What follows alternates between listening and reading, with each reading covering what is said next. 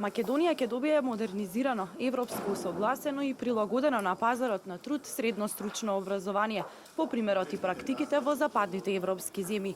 Заменик министерот за образование и наука Спиро Ристовски истакна дека досега се реформирани 111 наставни програми за 2 и 3 годишно образование. Реформите ќе се однесуваат и за набавка на нови учебници и за набавка на целосно нова опрема.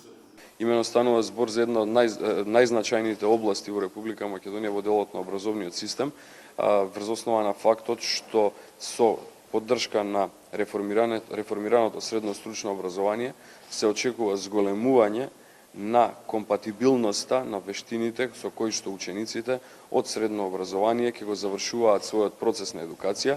Директорките на Бирото за развој на образованието и на Центарот за стручно образование и наука Весна Хорватовик и Ајше Салмани очекуваат дека денешната јавна презентација на концепцијата ќе им овозможи да слушнат стручни коментари од што ќе произлезе добар документ како основа за реформирање на овој вид образование.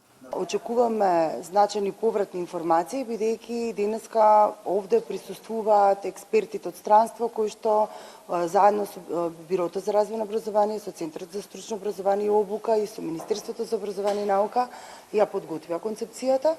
И тука сме на јавна дебата да ја промовираме денеска концепцијата која ја спремаше Центарот за стручно образование заедно со Бирото за развој на образование, па Министерството за образование и наука и сите заедно.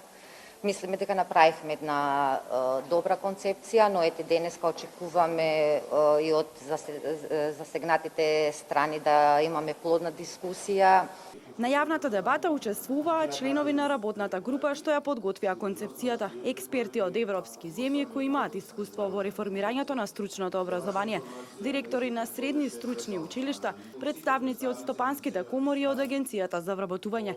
Реформата во средното стручно образование се подготвува неколку години, за која Министерството за образование и наука склучи договор со меѓународен конзорциум од Италија и Турција и експерти од Обединетото кралство.